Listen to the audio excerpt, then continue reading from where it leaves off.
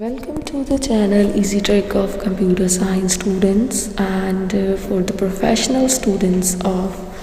computer science as well as those students who learn the basic knowledge of software development, that how to develop the software, that content under the new series batch of software engineering for the professional students of BCA, BTech, MSc Computer Science, MCA, MTech and preparation for the GATE engineering exam, UGC NET JRF exams. That is very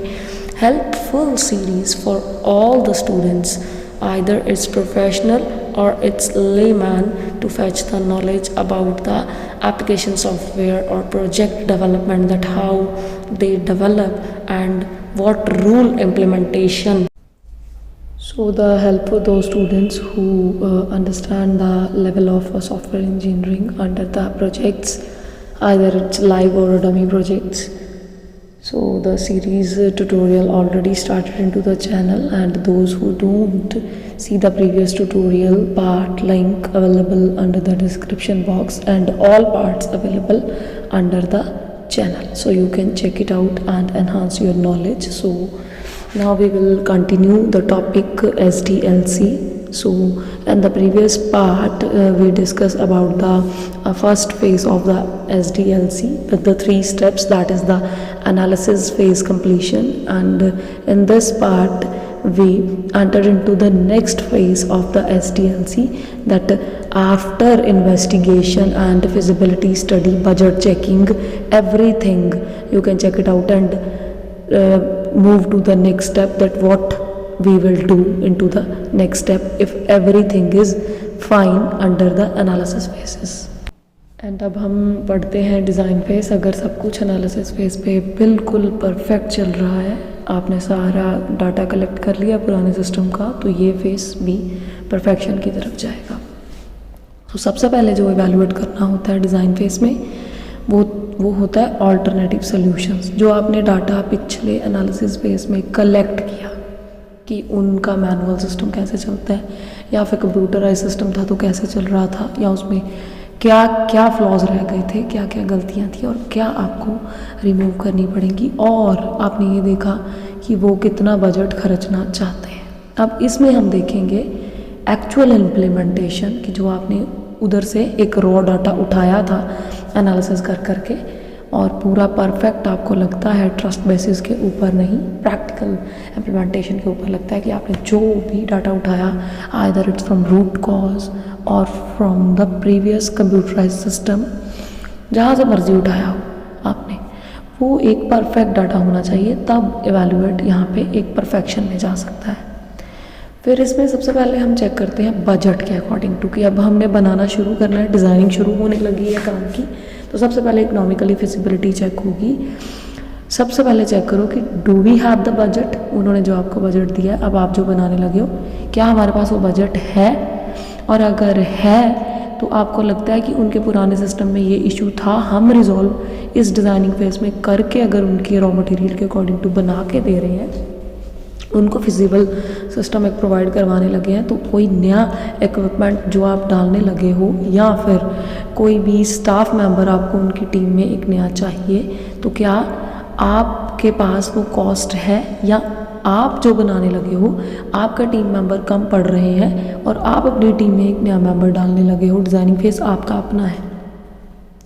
आप अपने team में एक नया member डालने लगे हो, क्या आपको उस बजट के अंदर जो आपको एनालिसिस फेज में मिला था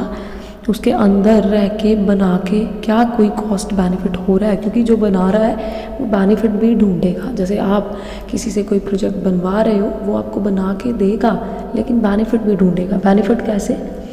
मान लो कि 3 स्टूडेंट्स की टीम है, प्रोजेक्ट सेम है, वर्किंग सेम चल रही है, बेनिफिट हुआ ना, आप तीनों से एक प्लगइन फीस तो सामने वाले मेंबर ने उठाई ना, बेनिफिट उसका हुआ। वो सबसे पहले अपना कॉस्ट बेनिफिट ढूंढेगा, और डमी प्रोजेक्ट्स में बेनिफिट बहुत ज़्यादा होता है, क्योंकि वो प्रोजेक्ट पहले ही बने हुए होते हैं, उसमें थोड़ा सा वो कोड चेंज करते हैं और आप लोगों को दे देते हैं।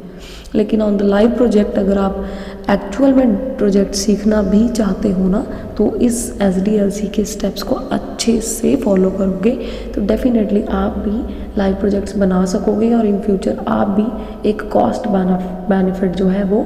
अपनी लाइफ में एंटरटेन कर पाओगे। और अगर सब कुछ होते हुए ठीक चल रहा होता है तो फिर वो जिसने प्रोजेक्ट पकड़ा होता है, वो किसी इंस्टीट्यूशन का हो, मास्टर प्रोजेक्ट हो या माइनर प्रोजेक्ट हो, कोई भी प्रोजेक्ट हो, तो फिर ये प्रोसेस अगर वो उठाएगा तो काम होगा ही होगा। सो इसको देखने के बाद वो ऑपरेशनल फिजिबिलिटी ये चेक करेगा कि हम बजट ठीक है, सब कुछ ठीक है, कोई हमें ऑल्टरनेशन भी मिल रही है यहाँ पे, तो हम आगे की तरफ फिर चलते हैं। ऑल्टरनेटिव है हमारे पास कि अगर टीम मेंबर नहीं है तो हम नया ले लेते हैं, तो कॉस्ट पे कोई फ़र्क नहीं पड़ता। वैसे ही अगर है सब कुछ ठीक तो ऑपरेशनल फिजिबिलिटी शुरू हो जाती है। उसमें ये चेक किया जाता है कि फर्स्ट क्वेश्चन क्या है, any resistance from user if implemented, या फिर will it be user friendly if implemented and better than existing system. क्या जो अब आप बनाने लगे हो वो पुराने सिस्टम से बेटर बनेगा या वो यूज़र फ्रेंडली होगा, क्योंकि आपने एनालिसिस फेज में उनका फेस उठाया है, उन्हें यूज़र फ्रेंडली चीज़ चाहिए तो यूज़र फ्रेंडली होगा। ये सबसे फर्स्ट रिक्वायरमेंट होती है किसी प्रोजेक्ट की, क्योंकि आप जिसको देने वाले हो उसको पूरा कोड नहीं समझ आ सकता, एक लेमैन को कभी कोई कोड नहीं समझ आता, तो यूज़र फ्रेंडली होना बहुत ज़रूरी है, तब आपके सिस्टम के साथ कोई वर्क कर पाएगा। जैसे कि एप्लीकेशंस होती हैं, आप क्यों वर्क कर लेते हो उसके साथ, क्योंकि वो थोड़ी सी यूज़र फ्रेंडली होती हैं। आप फिर भी आपको उनके फ्लॉज नहीं पता लगते, लेकिन आपका काम फ्रंट एंड पे जो यूज़र फ्रेंडली का दिया होता है चलता रहता है। और क्या वो इम्प्लीमेंट होने के बाद अपनी रेजिस्टेंस दे पाएगा, क्या टिक पाएगा उन फील्ड्स के ऊपर, जैसे कि स्टूडेंट्स का डाटा उठाना है और फिल्टर करना है कि इस रोल नंबर का ही डाटा चाहिए, और वो